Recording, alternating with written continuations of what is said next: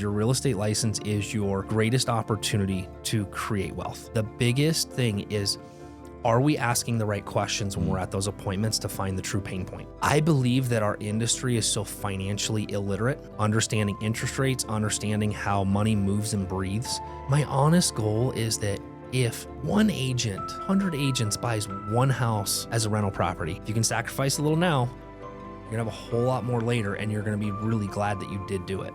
Welcome back to another episode of the Austin is Zaback show. Today we have a guy that we've actually already had on the show. It was a phenomenal podcast. If you haven't listened to that one, definitely go listen to that one. We talked for an hour and 45 minutes the last time, and it was just an incredible conversation. I was actually talking to my CFO this morning. He was saying that he had listened to that podcast numerous times, just trying to pick up on the golden nuggets that you had obviously dropped in that podcast. Steve Valentine, you're back on the show again. And not only are you back on the show, but you're back on the show writing a book, obviously, right? I did. Which is on another level. You know, this is a really cool book. It feels nice. I wish I would have had the opportunity to read it before the show, but I'm excited to pick your brain on it. And I know you spent the last 18 months working on the book. And for you watching, you know, if you don't know who Steve is yet, or you haven't listened to the last one, you know, Steve owns 80 plus rental properties currently. You've done over 5,000 transactions, obviously, in your career. You've been in the game forever. Your dad was in the game forever. Yep. Like, you guys have just absolutely dominated the real estate industry. And not only that, you've been through the up and the down, right? Like, part of your story is that at one point you had lost everything. Right. Rebuilt it all again, right? And I think that is just such a cool thing. Obviously not when you were going through it, but now hindsight being 2020, looking back and being able to share that with the world, obviously. So, Steve, I appreciate you being on the show, brother. I appreciate you having me again. Yeah, of course, man. So, Real Estate Limitless Strategies, build your wealth and join the real estate revolution. Steve Valentine, talk to me about this book. You've been working on it for a pretty long time. Yeah. Well, here's the deal. My goal, which kind of came about 2 years ago, was how do I take and carry on my dad's legacy and impact as many real estate agents or real estate professionals, right? Whether you're lenders or wholesalers or whatnot. Some people try to pigeonhole like just the real estate agents, but I think everybody needs to hear this, and here's why. My dad's legacy was left in knowledge, and it was in things that my coach, Kimberly Ryan, she said something to me when I was really upset with my dad after he passed. You know, my dad passed 7 years ago, and she said, he taught you to do things and not to do things.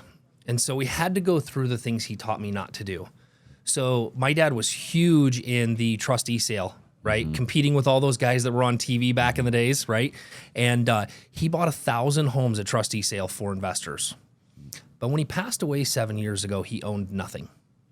So after spending all this time in the real estate business and all the opportunities, because if I asked you, how many opportunities do you look back and kick yourself? And I think we talked about that on the last podcast, right? How many wholesales should you have kept? A lot. Right? So we go back to that. And so this book is really outlining all the different things that I believe the real estate business is so much different than it ever has been. And there's so many different opportunities to create wealth and problem solve for people and not just treat it like a sales business, right? And so that's, you know, we go through a lot of stories in there, a lot of creativity, a lot of the things that we've done, but that was the main reason is how do I impact agents to, look, I don't care if you have a goal of owning 2 properties. Sure.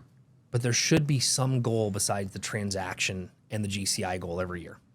I couldn't agree more, you know, and I want to really dive into the book and the different strategies that you talk about in here, you know, throughout the podcast. But, you know, on that topic, right, like you've got, 2 million real estate agents in the U.S., and of those, how many would you say actually own property, like, or own rental property for that matter? The stats kind of depend on where you look it up, but it's anywhere between 10 and 15% of the real estate agents actually own investment properties. Which is wild to me, right? It's insane. Because, I mean, they should be the ones that 100% of them really should own property, right? They're out there every day transacting real estate for their client, right? And they are theoretically looking at the market every day. They understand the market. They know the inventory better than anybody, right? Like they should theoretically have the relationships. They should know the lenders. I mean, like, they should own the property, right? Like, They should. And not only that, I think that, when you think about the real estate agent out there, I'm a real estate agent. I have 40 some odd real estate agents on my retail team. And man, I'll tell you, a lot of our team is a bit younger. We've definitely got some older demographic in there as well. But like, what are they going to do when they get older? To your point, right? Like, what's the game plan there? Are they just going to what? I mean, like, is 401k going to be around? Like, they not only should they want to own rental properties, but they almost need to. Well, and here's the point, right? Is I remember reading this in The Millionaire Next Door, right? So how most people become millionaires is through the thing that they're really good at. Auctioneers, right? What do they see before the auction starts? They see the things, they know things, right? People that are looking at houses, people that are looking at art. These are all people that have opportunity right in front of them. And so they see the opportunity, they capture it, right? That's where they start creating more and more income and wealth. Mm-hmm. So if you you talked about your young team, and I talk about this in the book. You think about the flips and the things that we've purchased, and we talked about this on the last podcast because you said your CFO was trying to wrap his head around it. Think about this. If these young agents were looking at the potential deals or the wholesale deals you guys brought in, and they were able to figure out how to capture one of those a year, where they buy it with hard money, they get it fixed up, and then they refinance it owner occupied and they move into it. They've just captured what, $30,000, $40,000, $50,000 equity because they're not selling the property, right? They're not being taxed on the sale, all the things. So now they can build it as a long-term rental because we do construction different on our long-term rentals than we do our flips. If they would do that once a year or once every 2 years, what would life look like at age 50? Right. That's all it takes. It's one very small habit to create inside your real estate business that will change your retirement forever. Sure. If you stick to the plan. Right. And all they got to do, I mean, in the beginning, especially when they're young, right? Like when they're young, and I just did this, right? We lived in a property, we renovated, we bought it hard money, renovated it, moved into it, lived in it, and then we sold it, right? And I shouldn't have sold it. I should have kept it. But in this particular scenario, I sold it. Sure. And but I could have kept it, right? And I should have. But I think the thing is like I could keep doing that though, right? Like I'm young. I don't have a family right now, right? I will, but I don't now. And why not? I like moving around, right? Sure. Like I'm the kind of guy where I don't want to live somewhere for 30 years. I can't even wrap my brain around that, right? I'm like, I want to move around anyway. So it's a perfect opportunity, I think, for younger people listening too, to move around. What would you say for the older demographic that is watching or listening right now, like that they have a family? Like how did they get into the because, I think what happens to people from, when I interview a lot of people, obviously, and I think the older demographic, they rule themselves out because they didn't start earlier, right? Like they're like, oh, I missed the boat, or I'm 40 or 50 or 47 or 52 or 59 right now, right? Sure. And I can't, why even start now? And they just kind of count themselves out. So like, what would you have to say to those people? It's the old saying, when's the best time to plant a tree? 20 years ago and now. You got to start somewhere. But I think part of it is people discount the fact that, oh, well, I can't do it now or it's too late. What happened in 2019? Right before COVID? Yeah. I mean, what if you had bought one rental property in 2019? You would have friggin' made a lot of money. You would have made a lot of money. And everybody thought the market was going to crash. That's what's crazy. Right.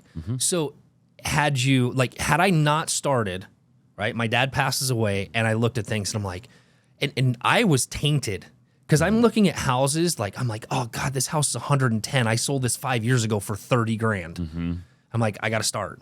I just have to start. So when we started buying things and we started leveraging and we started taking risks, it was long before COVID hit, right? COVID was a huge, huge hit on our portfolio, but we also, it's law of average. You're going to find timing in the market, but you can't ever time the market perfect. I love that. We all have a bunch of clients that have been trying to time the market and they all thought like, oh, well, I'm going to wait till the market goes down 2022. What happened? The interest rates tripled, which kicked them completely out of buying. But all those people that could have bought because interest rates qualified them, they would have been better off buying then than thinking about, oh, well, the market went down $50,000, but the rates tripled, so now you can't qualify for it. And it now doesn't make sense as a rental property. Hey, real quick, I just want you to do me a huge favor. If you're enjoying the show and you're enjoying all the amazing guests that we've been having on lately, then do me a massive favor and smash the like button, drop a comment down below, and subscribe if you have not already. I would greatly appreciate it. It would mean the world to me, and we will be able to bring on a lot more big names if you help us out. Now let's get back to the show. See, if people would have bought, or anybody that we're advising right now that bought in those times when interest rates were good, I'm convincing them that, hey, you have like the kick-ass interest rate and payment. Let's do an equity line on it. Let's take advantage of the current market. Yes, your rate's going to suck for a little while, but the cash flow from this property is going to cover the added expense. And we're gonna buy, but not just to buy. We're gonna go buy something that might be a little bit below market, or it's gonna make a great long-term rental, and we're gonna go start this process so that in a couple of years you have a goal and you have a dream, and this is how we're gonna execute the plan. I love that. Yeah. No, it's truly phenomenal. So walk me through like the beginning part of the book here. Walk me through what is like the first chapter. What are you talking about in the beginning of this book? The first chapters is really the beginnings, right? It's where we started. So I was a traditional agent on a team, and we went through that process with my parents, right? Because my parents were my mentors, and where we started. I also go through the fact of the things that I wasn't taught early in the business. And you know as well as I do, unless if you go get your real estate license, you are taught that it's a sales job, and this is the way you are going to make money. And everybody, you know as well as I do, everybody wants to come in and make six figures, and they don't want to work very hard, and they don't see opportunity. The number one thing that I say in there right in the introduction is your real estate license is your greatest opportunity to create wealth and create opportunity. And once you see the power of that, hey, here's the thing. Isn't it amazing how if you take your young staff out there and ask them, how many hours a week are you the client? How many hours a week are you shuffling through MLS, shuffling through wholesale deals, practicing, going and looking at trashed houses, going, well, what would this look like? What does it take? Right? There's no practice on yourself. All it is okay, the next lead, the next, the next post, the next thing, and nobody's practicing that momentum of, okay, now I understand it. Now I understand the numbers, right? And so once they get that, then they start to see like, oh, this is an opportunity. You know how many agents, you know how much in the beginning, you've probably done this too. You're like, oh, I can double dip on this commission. I'm going to make 6%. And I'm like, well, if I ask the seller if I can buy it for this price, can I double my 6%? Can I triple it? Can I make $100,000 on something? Sure. How many agents would it be life-changing they knew enough about it to be able to capture a six-figure profit in 7 days? Right? But it's learning and it's understanding where the opportunities lie. And that book is all about, which is crazy because like as I read your mission statement out there, right? We believe very similarly. Yep, we do. In how that is, right? That real estate can be done 100 different ways. It depends on how the client wants to do it. For sure. And there's no wrong way to do it. No, not at all. There's no wrong way to service the client. And there's no, like to your point you were saying a minute ago, there's not a, like commission's all negotiable. Everything's negotiable, right? Yep. People get fixated on a 3% commission, and it's like, where? Show me where I have to do a 3% commission. They teach you in real estate school that, right? They say, like, I know it's been a long time since I've been in real estate school, as I'm sure it has been for you, right? God, don't make me go back. I remember them saying, like, hey, don't, like, they said, like, you're not allowed to tell your client that 3% is normal because it's 3% is what most people do, but it is not the rule. It's not the rule. It's negotiable, right? Yep. You could charge 10%. Yep. Well, according to Grant Cardone's post this morning, it's 12%. I haven't read that one yet. My God, it's terrible. Oh, man, I love that. You talk in chapter 1 here about good real estate agents are made in tough markets, right? And I think that we're in a market right now, and I want you to talk to me about what you think about the market we're in right now. Okay. I think that from what I'm seeing, a lot of people think that we're in a tough market right now. And I don't know if we are or we aren't. I don't feel it because I think we have a phenomenal team, and I think we do phenomenal things, and therefore... To me, the market is just another day. But are we in a tough market right now? And do you think that agents are getting out? And do you think the ones who stay in are going to be great eventually?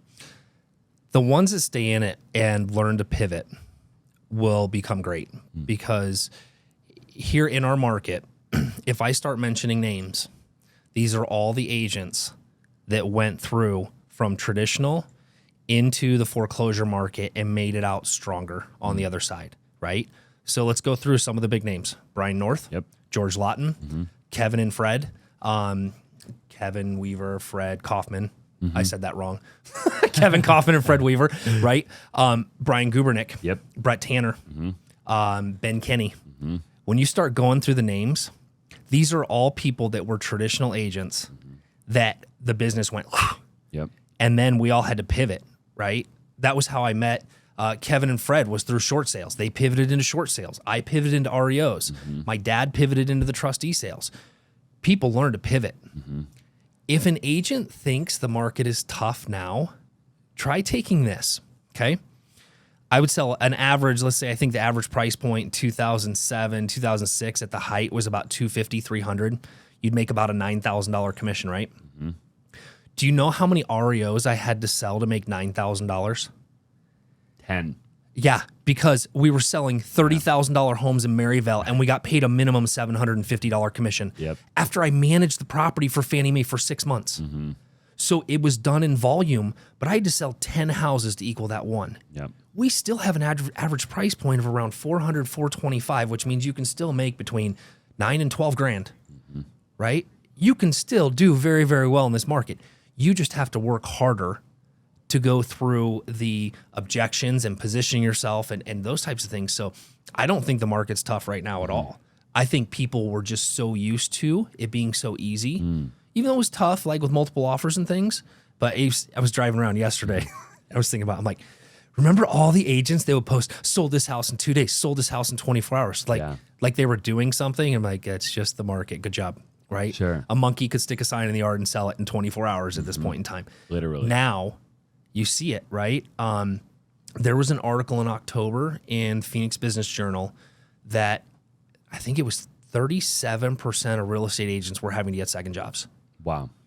Right? They were having to go because they could not make it. It wasn't as easy as it was, but there is still a lot of business being done, and learning to pivot and see what else is out there in evolving markets is where it comes down to. Right? That's what changes the agents. That's what will cause them to come out of it. Yeah, and I think they also have to have multiple tools in their tool belt, right? Agreed. You know, and you talk a lot about this in the book and just on the podcast in general, the last podcast that we did. But like, you know, and we do that at One Roof, right? We're a company that we go in and we talk to the homeowner, and it's like, hey, how can we serve you? How can we help you? Right? Not how can I list your home? Right? Because that's what most agents do, right? Yes. The only thing they know how to do is just list their home, right? Like they can't give a cash offer. They can't get creative. They can't do anything you're talking about. They can't figure out how to buy it for themselves. They can't figure out how to flip it, right? And how does an agent learn to add more tools to their tool belt? Well, I think it's through relationships, right? When I started, and you know, I talk about the very first Zillow lead that I purchased, right? I went over there for a listing appointment. I'm walking around. My dad had just passed, and it smells like smoke. It's gross. And I tell the guy, it's probably worth this if you want to do this. If you don't want to do this, here. And as I'm walking out the door, I didn't want to talk to him. I didn't want to look at him. I'm like, I'll give you $100,000 for it. Yeah. And I didn't know if he was going to throat punch me or, kick me out. But he's like, give me $102,500 and I'm out of here. So I signed the contract on the hood of the car. I'm like, now what do I do? Right? What do I do now? So getting over the fear of asking, right? I went to my business mentor and I said, will you loan me the money to buy this house at 10% interest? And he's like, yes. So I bought $50,000 of equity with somebody else's money. I solved the seller's problem and everybody won, right? And so it's getting out of the comfort zone of seeing opportunity. And I think, the biggest thing is, are we asking the right questions when we're at those appointments to find the true pain point? Sure. Yeah. Right? How do we solve? Right. Because if we can solve, there's more opportunity in it, right? It's one of the greatest things that I do with older people when I go in and deal with their families. Hey there, thank you for tuning into the content of this channel. Since you're here real quick, you know I'm a real estate guy, right? I've been wholesaling real estate since 2014, and that's about a decade, right? And I've done a little over 2,000 wholesale deals all over the country in that time. And for a long time, I've had people reach out via DM, via email, and in the comments section asking if I offered mentorship or education or any sort of group training. And for the longest time, I turned everybody down because my focus was to be one of the top wholesalers in the nation. And that day is finally here. My company pretty much runs on autopilot, and my organization does, at a very minimum, 1 to 2 wholesale deals every single day. And that is why I'm so excited to announce our new private coaching program, Flippin' Simple. So whether you're looking to wholesale your very first deal, or you're already doing a handful of deals a month and you're looking to scale, I've put together a waiting list so that you can be one of the very first people to find out when the program drops. Spots are of course limited, so go ahead and click the link down below to be a part of the wait list, and somebody on my team will reach out to see if you're a good fit. Now let's go ahead and get back to the video. Trying to see, do you need to create income or do you need the cash? And if you do get the cash, how are you going to grow the income to cover mom or dad's living, right? Do you know how many sellers that I've turned their parents' free and clear home into 8% hard money by doing seller carry? For sure. That's what it is. You know why? Because it generates income to take care of mom and dad. And they don't have to take the cash out of the house and go, do we put it in the stock market? Do we put it in something risky? So understanding numbers and how things work, and again, finding the pain point. How can I help with this situation in order for all of us to win? I get to build wealth.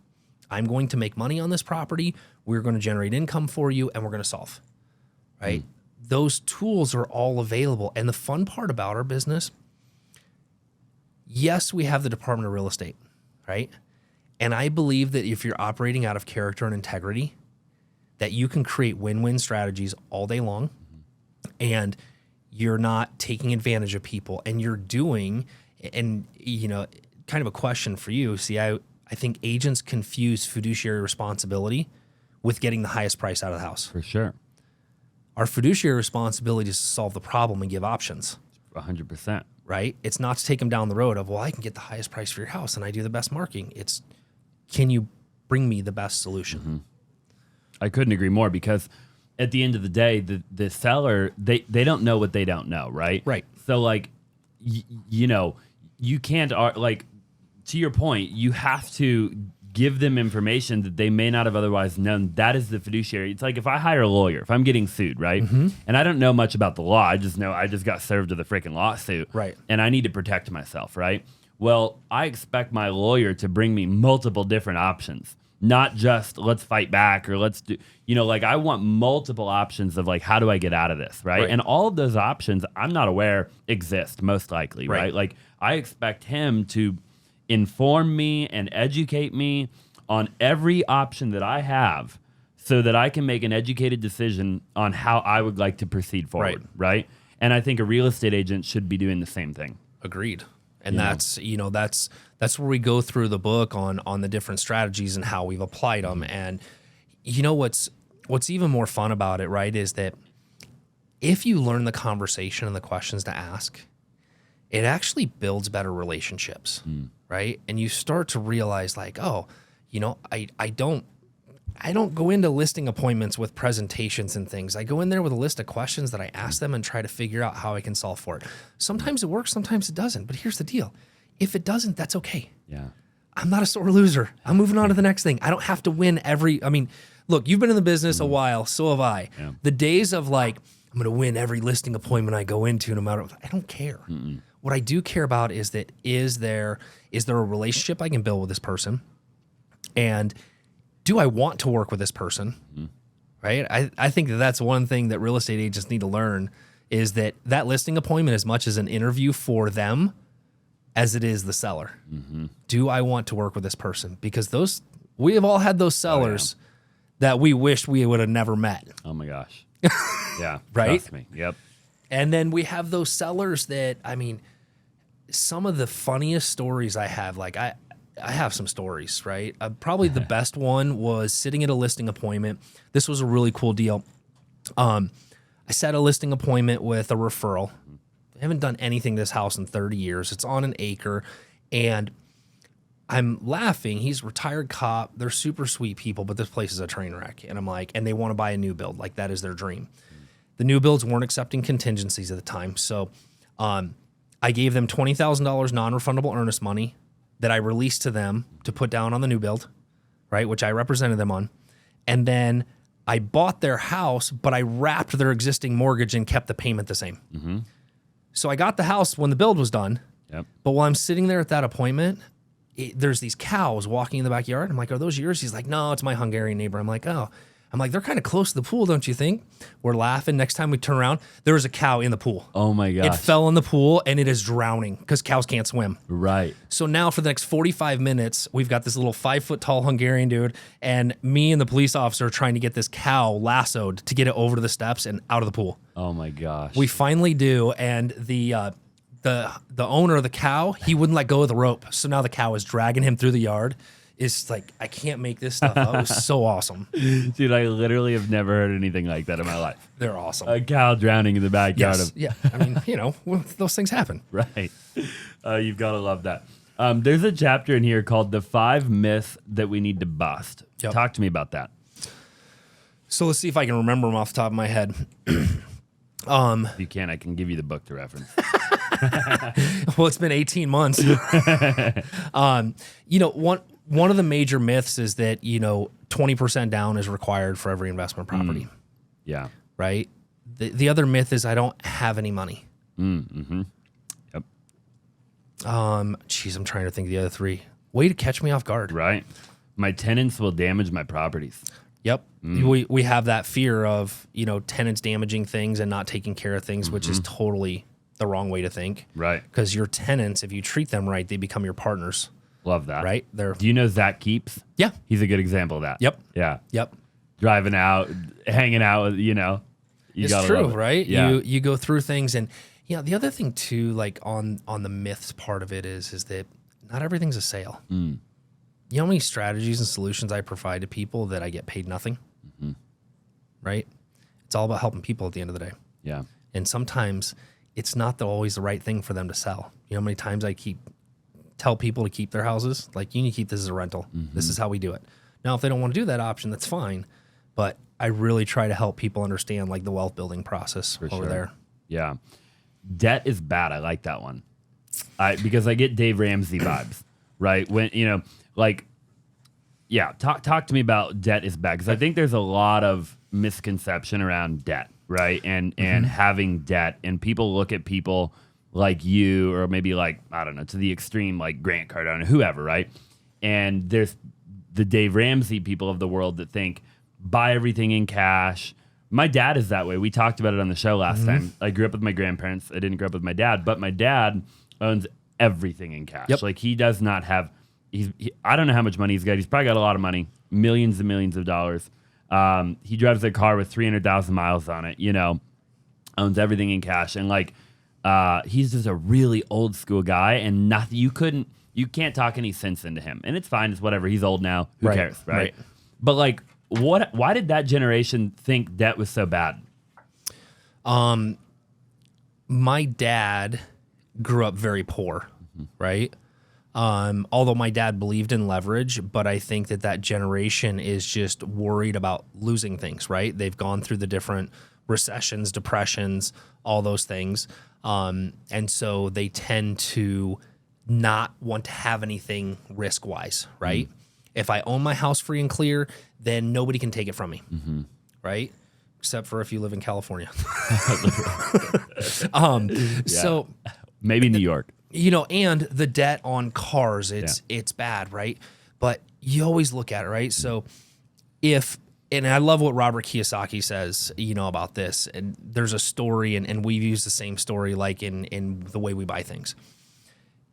If I want to buy a $100,000 car, now I know you can't buy a $100,000 house in Phoenix right now, but let's just put it in perspective.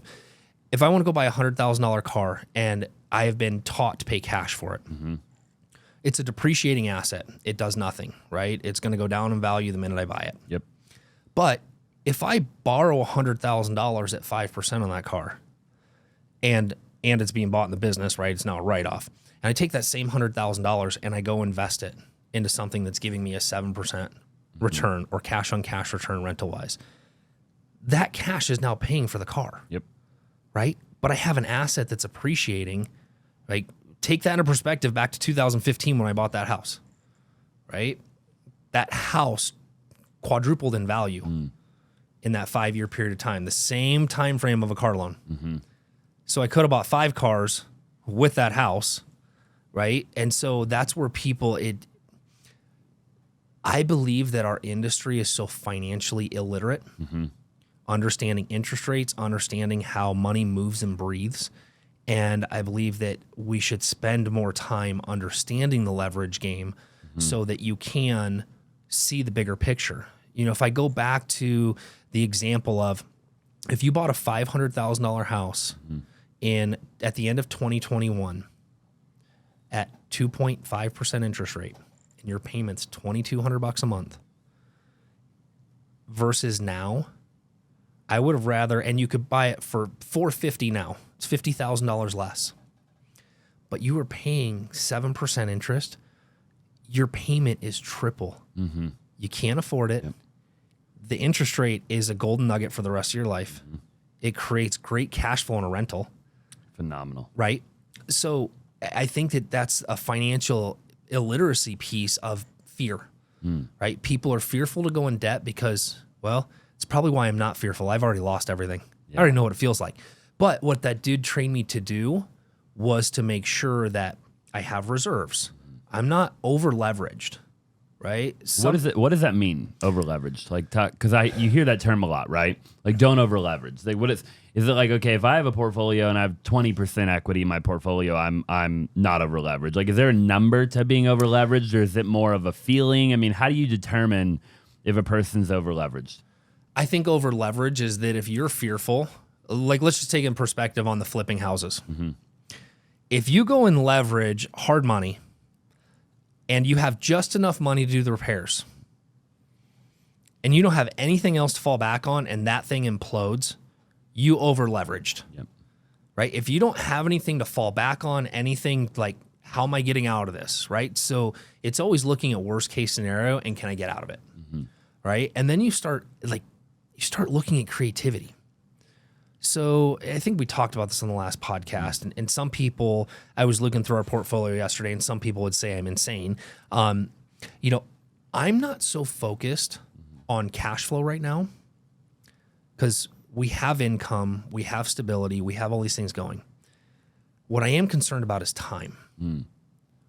See, if I own these houses for the last 7 years and they're not cash flowing as much as I'd like them to be, or very little, or they're a little bit negative because of repairs and things like that, I'm almost a decade ahead of the next person. For sure.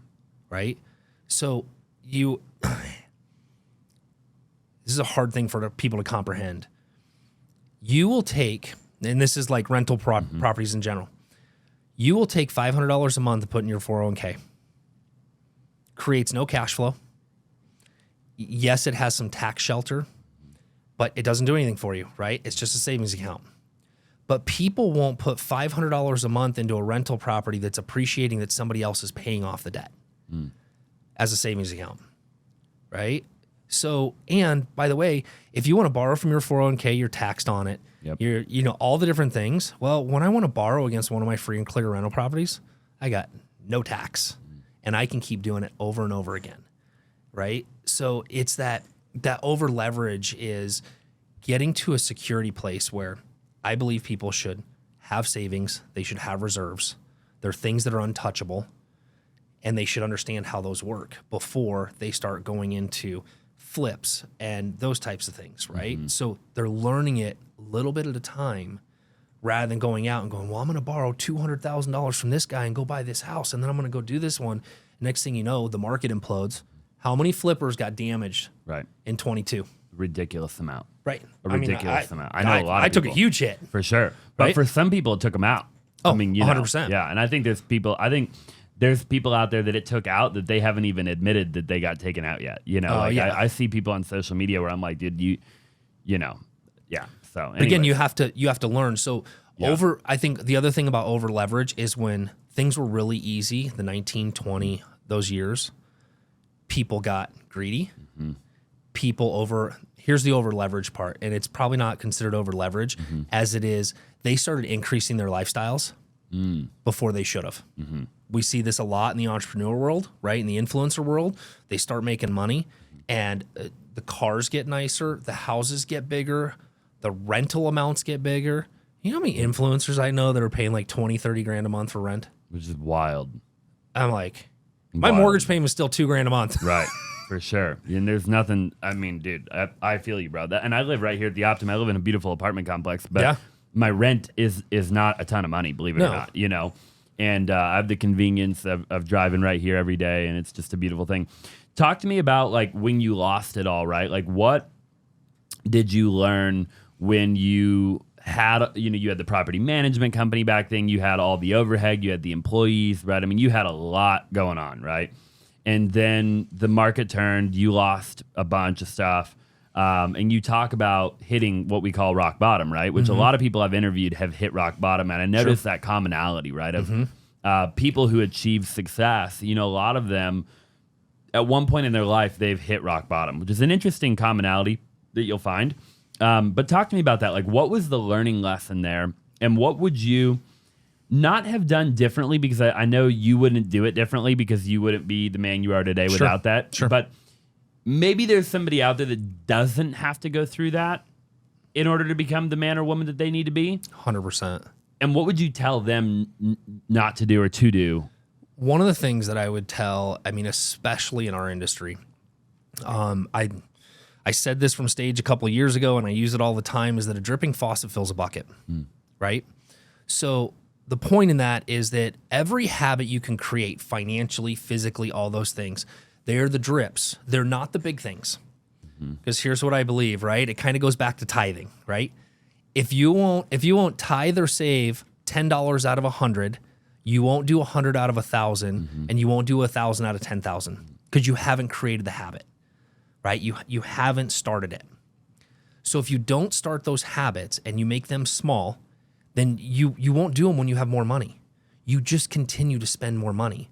But if that habit and that financial habit is created, it will always be a part of you, right? And so when Wendy and I lost everything and we started going through it and we started making money, I just said, you know what? I took my direct deposits. I opened up an account at MidFirst Bank that was away from our operating accounts at Chase and our personal accounts. And I had to go into the bank. No debit cards, no anything. I only had online access to it. I started doing 5%, which $750 commissions, it wasn't much, right? Deposited into MidFirst. I never looked at it because I never wanted to know what was there because I had to learn to live on what was in this account. So next thing you know, 6 months, 9 months later, there's 20, there's 30, there's 40 grand in reserves. I'm like, wow, that added up fast. Now that we're making a little bit more money, can I turn that into 10%? Right? And so we gradually started increasing that. We didn't go out and spend more money on cars. We didn't go out and spend more money on things. We had to learn to live on this. And when you learn to live on that, it increases your ability to feel secure, right? And any family member would look at it and go, I would love to have a safety net so that I never have to do or go through what I had last time. So one thing I would tell anybody, right? You got to start with small habits. And you also have the habit of waiting, patience, okay? We can't have all these things. I think social media is the destroyer of keeping up with the Joneses, right? Sure. Terrible. Hey, real quick, I don't know if you know, but I have a totally separate YouTube channel that you probably haven't checked out before. And it's just called Austin Zaback. And I've actually started a new series on that channel where I break down wholesale deals, okay? Wholesale deals that we've done in our business. And I show you step by step how we got the deal, how we sold the deal. I break down all the numbers on the deal, and I even show you the HUD of the deal. So you know we're not playing around. Now, I don't know how long you've been following me, but I do anywhere from 1 to 2 wholesale deals every single day. And my goal is to get to 100 deal breakdowns on that YouTube channel. So definitely, if you haven't already, go check it out. I'll link it down in the description below. And without further ado, let's just go ahead and get back to the show. So people want to keep up with things rather than I'm going to be on my path and this is my plan. And that was Wendy and I for the last 10 years have put all of our income, all of our stuff, all of our leverage, all back into more assets, right? It wasn't until last year that I was finally able to build the truck that I wanted to, right? And do some of the things. But we had so many assets in that class that I finally felt comfortable enough to go and do that, to where some people will go, you know what, I'm making more money, I can afford it. Right. And you have to get that out of your head. I can afford this. Right. Because it's like cars, right? And houses. What can you afford a month? They never look at the long-term debt. They never look at what it is. It's always, can I afford this? Yep. And then when you do that over and over again, you finally get to the point, I really can't afford something in here. Right. For Right? sure. Yeah. All of a sudden you can't afford it, quite literally. Right. Right. Right. And that is not a place that you want to be in, you know? No. And a lot of people get there, you know? Investing is too complicated. Investing is not complicated, but I do believe that people overcomplicate it. Again, social media does a great job of confusing people. Here's a crazy thing. Do you know how I teach my first-time home buyers? I turn them into investors from day one. And I teach them this is what it's going to look like if you will follow this for the next 10 years. This is what retirement will look like. It's not that complicated. You buy a decent house that's going to make a decent rental, and you live in it for a year, year and a half. You pull some equity from it, and you go do it again. And if you will do that until you get to the house that you want to stay in, and you keep all of these, and you have reserves, and we go through all that, you will have, you know, the last, I call him a kid. You guys make me feel old, right? He's 25, but the goal is 7 homes by the age of 35. By the age of 50, he will own $4 or $5 million worth of real estate and be set. Yep. Right? It's not that complicated. No, at all. But here's the deal. Let's go back to the stat. If only 30, and I'll take an average, if only 15 to 20% of real estate agents own investment properties, how much of that stat was it accidental? How much of it did they actually have a strategy? Yep. And have you ever asked an agent, like, hey, I want to buy a rental property. What would you suggest? So here's the kicker. It's not complicated if you have the right advice. And it's not complicated if you ask and seek the right advice. Do you know how many houses come into my property management company that the investor just bought, and the property manager calls me? She's like, you will not believe what this agent just sold this person. Right. They have no idea what this is going to do. Yep. Right? So we've taken all the stats. It's what I teach, what I coach, you know, with my agents and my clients. People will come out from California and buy a $500,000 home in Surprise or Buckeye because it's 4,000 square feet and it's 6 bedrooms and it's got a pool and 3 AC units. Right. But the agent that sold him the house doesn't own any rental properties, didn't check with the property management company to see if it would be a good rental. But they got a little bit below market. And now that house turns over every year because families don't live in those houses long term. Yep. Then you got to paint and take care of 4,000 square feet. Then you have 3 AC units that are a problem. Nobody understands like all the liabilities that go with it in order to say, hey, you're not buying a $500,000 house out here. We're going to take that $500,000 cash. We're going to split it up in 5 properties. We're going to put $100,000 down a piece. They're going to be in Maryville. They're going to be in these different areas, and they're going to cash flow 5 times what that one property will. And if you did that in 2015, 2019, you had 5 properties appreciate versus 1. What does it look like then? You've got a ton of money, ton of net worth. It's knowledge that is the power of investing and understanding it. And it's not just somebody told me I should go buy a rental property. Sure. That's where everybody got hammered in 2006. My neighbor said I should buy a rental property. And then the same conversation in 2008. How many houses did you lose to foreclosure this month? For sure. Right? Literally, yeah. While you're drinking a beer at the bar, right? Yeah. Talk to me about, let's take Arizona for an example. Okay. Where would you, and what would the buy box of a perfect rental property look like in Arizona, just as an example? Yeah. You said Maryvale being one of them. Well, I talk about in the book, designing the buy box. So If we just talk about Phoenix, this is my ideal buy box. This is what about 90% of my rentals are. Okay.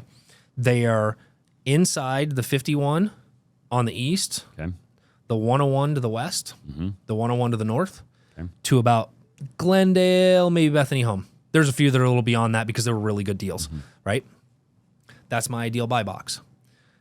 They're usually a 3 or 4 bedroom. I don't really care about the parking. If it's garage, carports, should be one of those. Single AC unit, no pool, no HOA, no condos. And that buy box, here's the reason why. When I went through the property management stats, I wanted to know the houses that remained rented the longest, in what areas, and what do they look like. And they're all under about 2,000 square feet. So here's why that's important. A pool, people think a pool is going to bring more money. Okay. It brings in enough money over the other house that doesn't have a pool to cover the pool guy. The only guy that makes any money on the pool is the pool guy. Right. I've run the numbers based on it being replastered every 10 years, miscellaneous repairs, pool repairs, $110,000 to maintain a pool over a 30-year span. I believe it. It's junk. You know how much it cost me to get rid of a pool? $8,500. I'll buy a house if it's a great deal and it's got a pool for a rental, but I will implode the pool. See you later. Get rid of the hole in the ground. Right? The reason I like 1 AC units is because it's only 1 AC unit. If I buy that and I replace it next year, I'm probably going to get 20 years out of that AC unit. And I don't have the calls for, well, this AC unit's not working, this one is. So what it does is I'm trying to reduce my long-term liabilities For sure. by doing that. It's one of the reasons I kind of like the older homes, especially when we're remodeling stuff, because it's just as much on an older home as it is a newer home. For sure. Right. And so when we go into the older homes, like I said, Maryville, we had one down there where we went in, and this is like the flipping game we talked a little bit about on the other podcast. We go into a house and we spend $100,000, new sewer, new windows, new roof, new AC. And then we sell it and we make 20 grand. And then we get taxed another 5 on that. So you walk away with 15 grand. Somebody else is now enjoying that house for the next 20 years, pretty much problem free. If you didn't have cost of sale, you didn't have the taxes, and you took the profit, you probably have enough equity created from that property to make a really good rental property because it's all new. You know everything that's in it. Right. And so that's where we focus, right? That is where we keep our properties in our buy box. Yeah. And do you still do that, leveraging what we talked about on the last podcast and what we were talking about before the podcast, where you do the first and second and then you refi, you hold it? Can you talk just briefly about that strategy? Yeah. And when does that strategy apply, or does it always apply for you personally? It always applies because we have a saying in our office: say yes, figure it out later. Well, you can't go back and figure it out later if you don't have the same process in place. So whenever we buy something, we are typically using a hard money loan or private lender, right, for the first. So let me just break down some numbers. So let's say it's $300,000. Okay. And the estimated value, I'm going to go back. Let's say it's $200,000 we're buying it for. Okay. Estimated value repaired is going to be $400,000. Get 50% ARV. 50% ARV. I have to put $100,000 into it. So the first lender records his $200,000 first. Okay. My construction company or whatever entity you own records a second lien position for our estimated repairs. Okay. So in this case, $100,000. So now I have $300,000 worth of liens against the property.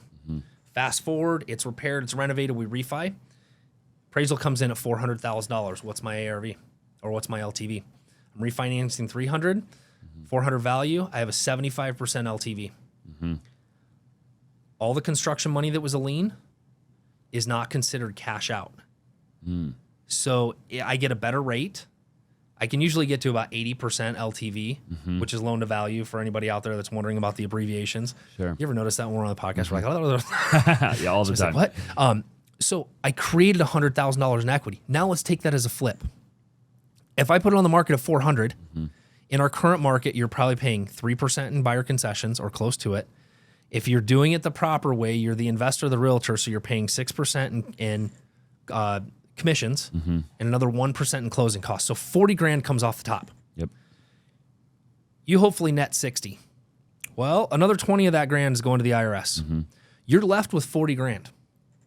So I used the taxes, the cost of sale, and all the costs to get rid of that house, and plus I shorten my time up to refinance, and it creates the equity that I need to put down on a house. That's how we built our portfolio. I didn't have to go put $100,000 down on each house. We created it by working it backwards. I love that. Yeah. So the second lien position, the reason that's important is because if you don't do that, the bank is looking at it as a cash out refinance when you're trying to pull that money in, right? So then they're only going to loan you 65% loan to value. That's why we do the lien, and you have to do it at closing. Can anybody do it?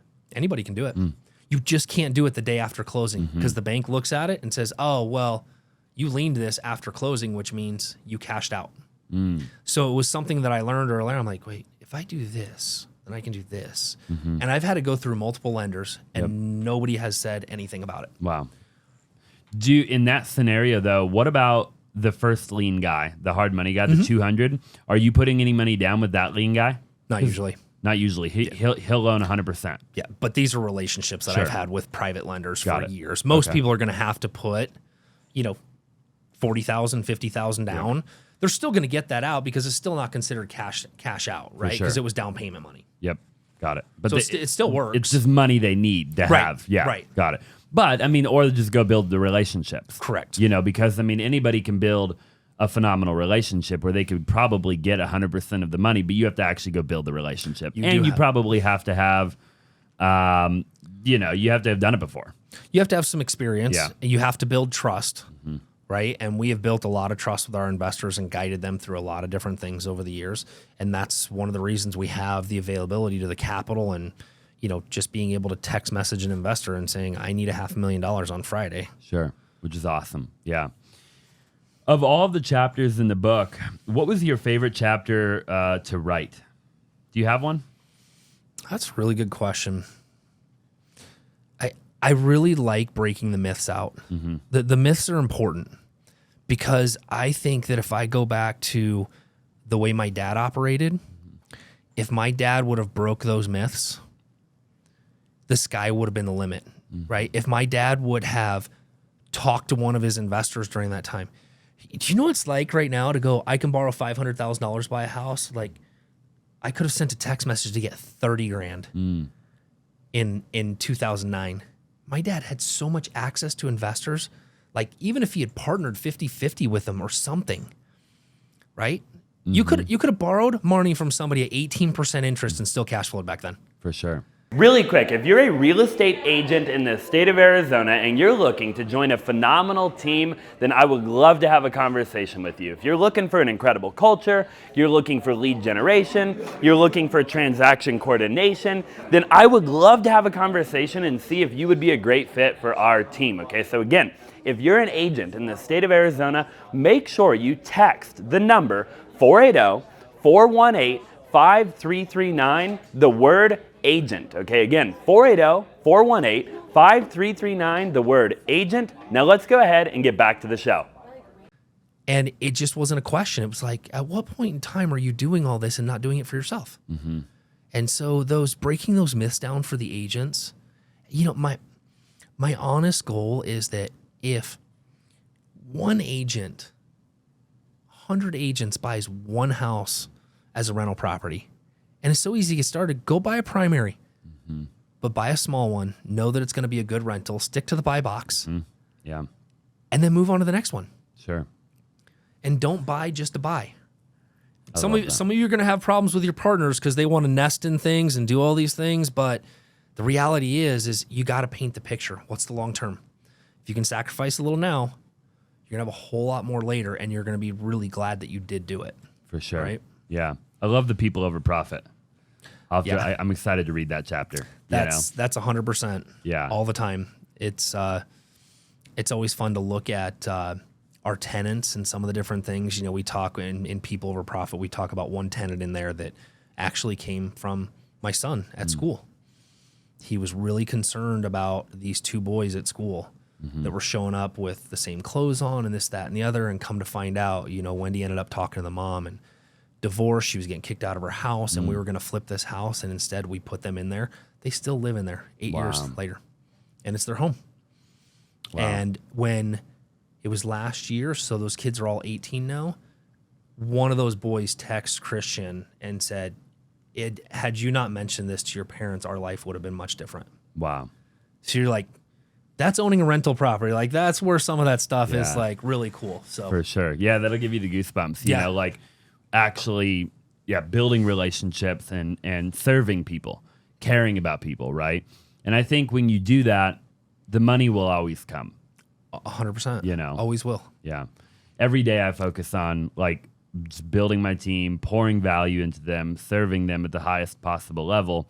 And I know money's just a byproduct of that. Like, I'm not inherently focused on the money. As a matter of fact, there's been a lot of times where like I didn't pay myself over the last decade, right? Sure. So that we could either build the company and get to the next level or pay people or whatever we had to do. Right. Obviously now it's different, but man, I love the idea of people over profit. Talk to me about, like, in conclusion here, what was the most challenging part of writing your first book, correct? Yeah, it's the first book. The most challenging part is the fear. Like when you start down the road, you're like, I want to write a book. And then you start going through the ghostwriter interview, which was about 30 hours. And it's the fear of saying the wrong thing. Or, you know, did I quote that right? Or right? You just go through a lot of fear of, is it going to be good enough? Am I being an imposter? Do I really have enough great information to give to people? And will people really read it? Right. And so it was actually, you know, some of you guys have been so awesome, you and Justin Mercer, and you guys are all coming to the book launch next week, which is really cool for me. The hardest part was getting it started. The best part was getting across the finish line and honoring my dad's legacy. So the reason Tuesday is so important is because it's actually would have been my dad's 73rd birthday. And, you know, the auto museum, because I love cars, and it was just like, I want to do something fun and cool to release the book and honor my dad's legacy. And, you know, I believe that my dad left me a legacy of knowledge, not money. And now I get to take that legacy of knowledge and pass it on to the rest of the industry and to people that are interested and hopefully change lives like my dad did. I love that. Yeah, I love that, dude. That is just incredible. And I'm excited to go there. And this, we'll talk after the show, but I'm sure that what we're filming right now will probably get, you know, released right around your book launch. Awesome. So that'll be really cool, and that'll be a ton of fun. Is there anything else that you want to leave with the listeners, with the viewers? You know, obviously, I want anybody watching or listening to go and to buy the book. I also want them to go listen to our first interview. Yeah. Because I think if you combine the interview that we did the first time with the interview we just did now, we actually talk about some similar stuff, but a lot of different stuff as well, which I think is actually really cool. And I think people can get a lot of value if they're honestly a real estate agent or even a real estate investor, a wholesaler, or even if they just have thought about getting into real estate. I think there's a big audience of people that can learn from what we've talked about here and what you've talked about, obviously. But yeah, in conclusion, is there anything else you want to leave anybody? Just, you know, if it has an impact on you, you know, tag, you know, Steve D. Valentine on Instagram, leave a review on Amazon. That's where you can get the book. And I would just be I'd be grateful for the continued support on it, as it's supporting my dad's legacy. And it's really the goal, which, you know what I think is awesome thing about on the way over here? The way I grew up in the real estate industry was everybody was hiding. Nobody wanted to share anything. You take guys like yourself and Justin Mercer and Blake Clark, and we are all sharing in order to make the industry greater. And I think that is like, that's my goal with this book, is to make the industry greater and to help people achieve the dream life that they want in the future. I love that so much. Yeah. And where can people actually go? So if they're listening to the podcast right now, where will they be able to go to actually get the book? Amazon. Okay. It's on Amazon under Limitless Real Estate Strategies. It comes up at the top. And I would be super honored if you'd grab a copy. I love that. And there's a little journal in here. Can other people get that as well? That's a special gift for you, my friend. All right. So they can't get that.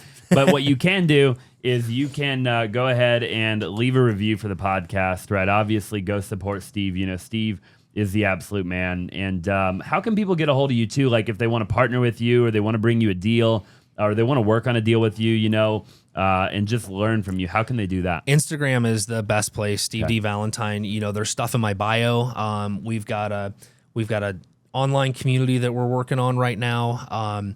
And then I've actually got a new podcast coming. No way. Yeah. I love that. So it's called The Real Estate Revolution. And it's actually, the podcast is interesting because it's live coaching. So I get DMs from people and they're like, what would you do? Blah, blah, blah. I'm like, here's a link to my podcast. We do an interview and I coach them through the strategy on the podcast. No way. Yep. That'll be really cool. So I'm excited for that. When are you going to launch that? Probably in the next couple of weeks. I was trying to get past the book launch and then we'll get that out there. I love that, dude. And where are people going to be able to find that? On IG? Everywhere. Yep. Okay. Yep. On YouTube? It'll be maybe? on YouTube. It'll be on YouTube and Spotify, Apple, all the places where you and can you're find at Steve Valentine on Steve D. Valentine. Steve D. Valentine. Yep. Okay. I'll put all your information down below as Awesome. well.